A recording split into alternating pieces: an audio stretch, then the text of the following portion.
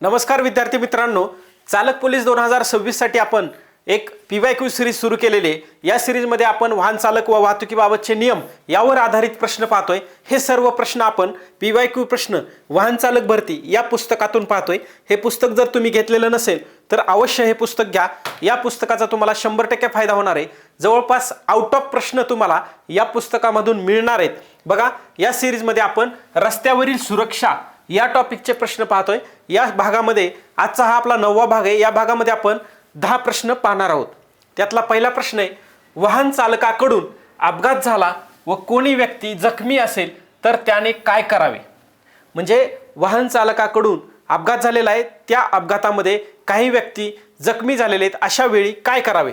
बघा, त्वरित वाहन पोलीस स्टेशनला घेऊन अपघाताचा रिपोर्ट करावा, वाहन जागेवरच ठेवून पोलीस स्टेशनला अपघाताचा रिपोर्ट करावा, जखमीस वैद्यकीय मदत मिळवून देणे व जवळच्या पोलीस स्टेशनला 24 तासाच्या आत रिपोर्ट करणे हे महत्त्वाचे आहे। पर्याय क्रमांक 3, बघा, जे जखमी झालेले व्यक्ती असतील त्या जखमींना वैद्यकीय मदत मिळवून द्यायचे आणि त्या अपघाताबद्दल जवळच्या पोलीस स्टेशनला 24 तासाच्या आत रिपोर्ट करायचे। म्हणजे त्या रिपोर्ट करून त्यांना सांगायचंय की इथं अपघात असा असा झालेला आहे। पुढचा प्रश्न आहे आपला, भारतात रस्ते अपघाताचे खालीलपैकी मुख्य कारण कोणते। बघा, हा शब्द खूप महत्त्वाचा आहे। या सिरीजमध्ये तुम्हाला अशाच गोष्टी शिकायला मिळणार आहेत। बघा, मुख्य कारण काय आहे, भारतामध्ये अपघाताचं मुख्य कारण काय आहे, असा तुम्हाला प्रश्न विचारलाय। आता बरेचसे विद्यार्थी काय करतात, प्रश्न वाचतात आणि पर्याय वाचतात। रस्त्यावरील खड्डे, हां बरोबर आहे, अपघाताचं कारण रस्त्या म्हणजे कारण कुठे ना कुठे तुम्ही पेपरमध्ये वगैरे वाचलेलं असतं की रस्त्यावर भरपूर खड्डे असल्यामुळे अपघात झाला आणि तिथं अशी घटना झाली, असं तुम्ही बऱ्याच वेळा वाचलेलं असतं। म्हणजे तुम्ही असं रस्त्यावरील खड्डे हे सुद्धा उत्तर आहे, परंतु आपल्याला विचारले काय, इथं मुख्य कारण विचारले, मुख्य कारण। त्यामुळंच प्रश्न बारकाईनं आणि शेवटपर्यंत वाचणं गरजेचं असतं। बघा, पुढचा प्रश्न आहे, अयोग्य डिझाईन असलेले रस्ते, चालकांचा निष्काळजीपणा आणि वरीलपैकी एकही नाही। बघा, इथं आपल्याला मुख्य कारण विचारलेले, त्याच्यामुळं चालकांचा निष्काळजीपणा हे या प्रश्नाचं बरोबर उत्तर आहे। बाकीचेही कारणं आहेत, परंतु आपल्याला मुख्य कारण विचारलेले, त्यामुळं चालकाचा निष्काळजीपणा हे या प्रश्नाचं उत्तर आहे। पुढचा प्रश्न आहे, वाहन अपघातांचा विचार केला असता रस्ते अपघाताला प्रामुख्याने कोणता घटक जास्त जबाबदार असल्याचे अभ्यासाअंती स्पष्ट झाले आहे। वाहन अपघातामध्ये जास्त जबाबदार असणारा घटक कोणता हे तुम्हाला विचारलंय। सदोष रस्ते, पादचारी व्यक्तीची चूक, चालकाची चूक, खराब हवामान। बघा, इथं सुद्धा खूप महत्त्वाचं आहे, चालकाची जी चूक आहे ही जी चूक आहे ती खूप या चुकीमुळे जास्तीत जास्त भारतामध्ये काय होतात, अपघात होतात। पुढचा प्रश्न आहे, असुरक्षित रेल्वे क्रॉसिंगवर आपले वाहन बंद पडले आहे व रेल्वेच्या आगमनाची वेळ झाली आहे, आपण प्रथम काय कराल।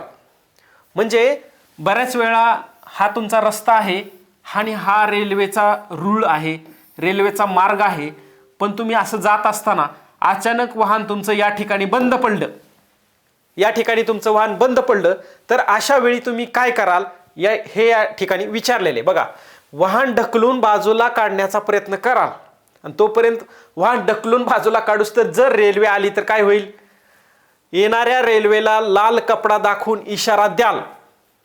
थांबेल का रेल्वे? तात्काळ थांबू शकत नाही।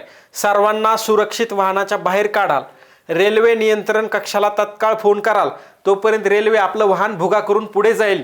त्यामुळे लक्षात ठेवा, सर्वांना वाहनामध्ये जे काही प्रवासी बसलेले असतील ते प्रवासी सर्वांना सुरक्षित वाहनाच्या बाहेर काढाल, म्हणजे बाहेर काढू आपण, त्यानंतर बाकीच्या गोष्टी करू जे काय असेल ते। पहिलं आपली प्राथमिक काय काम आहे, आपलं प्राथमिक कर्तव्य कोणतं आहे, तर वाहनामध्ये जे काही लोक बसलेले असतील तर अशा लोकांना ह्या वाहनातून बाजूला काढू, येते लक्षामध्ये। त्यानंतर पुढचा प्रश्न आहे, वाहनाची गती कमी करताना काय काय केलं पाहिजे। आधी क्लच दाबून मग ब्रेक दाबावा, आधी ब्रेक दाबून मग क्लच दाबावा, ब्रेक व क्लच एकाच वेळी दाबावेत, फक्त क्लच दाबावा, असे वेगवेगळे तुम्हाला पर्याय दिलेत। बघा, आधी तुम्ही काय केलं पाहिजे, ब्रेक दाबला पाहिजे। ब्रेक खूप महत्त्वाचा आहे। आपल्याला गाडी चालवत असताना लहानपणी असेल किंवा म्हणजे तुम्ही गाडी शिकत असताना, सायकलला तर काही क्लच नसतो, परंतु आपण कोणतंही वाहन चालवत असताना आपल्याला असं सांगितलेलं असतं की अगोदर आपण क्लच दाबायचा, नंतर ब्रेक दाबायचं, असं शिकवलेलं असतं, सहसा शिकवलेलं असतं. काही जणांना नसेल शिकवलेलं, परंतु बरेच वेळा शिकवलेलं असतं.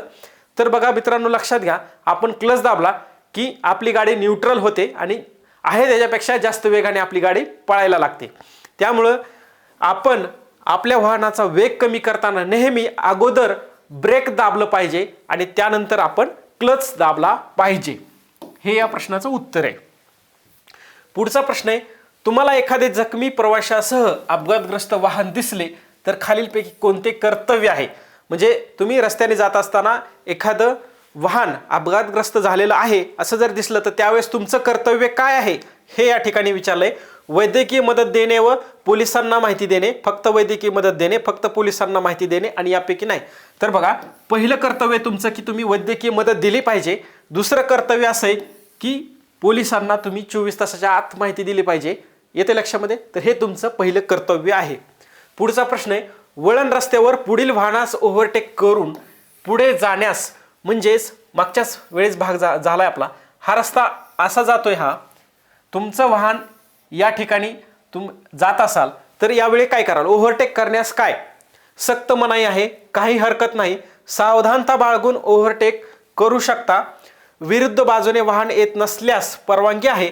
तुम्ही आता हे वाहन समजा इथे चालतंय आणि तुमचं वाहन इथे आहे, तर विरुद्ध बाजूने म्हणजे इकडून वाहन येतंय का नाही हे वळणावर कधीच तुम्हाला दिसत नसते. येते लक्षामध्ये?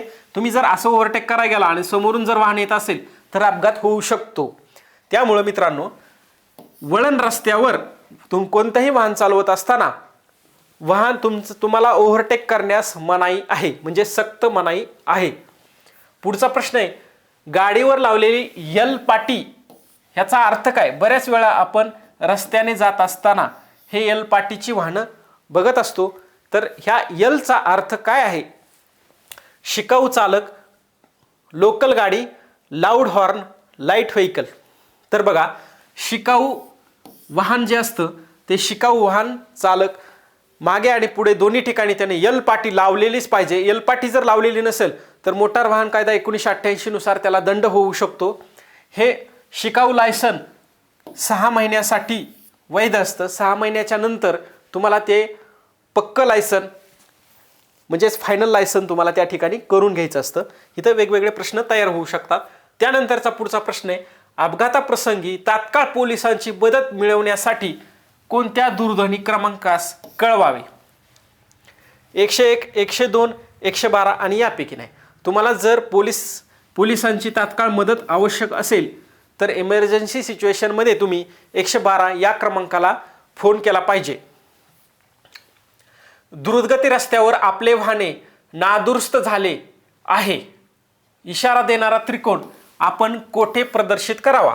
म्हणजे द्रुतगती महामार्ग आहे किंवा समजा द्रुतगती महामार्ग आहे आपला मुंबई पुणे, हा द्रुतगती महामार्ग आहे. अशा महामार्गावर तुमचं वाहन नादुरुस्त झाले म्हणजे खराब झाले, तर ते वाहन खराब झाले म्हटल्यावर मागची वाहनं येऊन त्याला धडकू शकतात, अपघात होऊ शकतो. तर अशा वेळी तुम्हाला तुमच्या वाहनामध्ये असा एक इशारा देणारा त्रिकोण तुमच्या वाहनामध्ये इमर्जन्सीसाठी असतो. म्हणजे तुमचं वाहन दुरुस्त करेपर्यंत हा इशारा देणारा त्रिकोण तुम्ही कुठे लावला पाहिजे? तर बघा, वाहनाच्या मागे 50 मीटर अंतरावर लावला पाहिजे. वाहनाच्या पुढे लावून उपयोग काय आहे का? पुढून येणार आहेत का वाहनं? नाही. वाहनाच्या मागे 50 मीटर हा शब्द खूप महत्त्वाचा आहे. या ठिकाणी तुम्हाला फसवलं जाऊ शकतं, त्यामुळे हे लक्षात ठेवा. 50 मीटर मागं हा त्रिकोण तुम्हाला तिथं उभा करायचा आहे. म्हणजेच ते पाठीमागून जी येणारी वाहनं आहेत त्यांना दिसेल की पुढे वाहन खराब झालेलं आहे आणि अशा सिच्युएशनमध्ये आपण सावधानता बाळगून आपलं वाहन चालवलं पाहिजे असं त्यांना कळेल. म्हणजेच ती वाहनं तुमच्या वाहनाला येऊन धडकणार नाहीत. त्यासाठी हा इशारा देणारा त्रिकोण 50 मीटर तुमच्या वाहनापासून 50 मीटर मागे लावला पाहिजे. येते लक्षात?